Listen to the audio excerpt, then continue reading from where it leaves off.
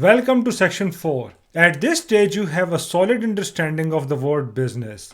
So now we will have a look at the 8 key dimensions which will help you in formulating a well-rounded business strategy that won't leave any blind spots behind. Therefore, in this section, we will provide an overview of the 8 key dimensions which a business must improve upon to transform into a value-centric cash flow machine. The first 3 are derived from the teachings of Jay Abraham, who charged 5,000 US dollars for explaining the first 3 dimensions mentioned in this course.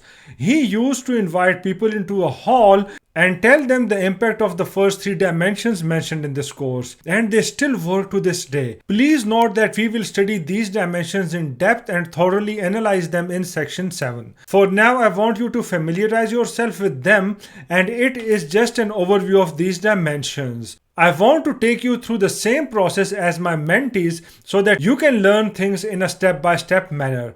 Details will come and we will develop a deep understanding of all these dimensions, including those taught by Mr. J. Abraham in section 7. So kindly wait till section 7, and if you have some questions, almost all of them will be answered over there. So please shut down all the distractions and listen to the lectures carefully. Take notes and brainstorm.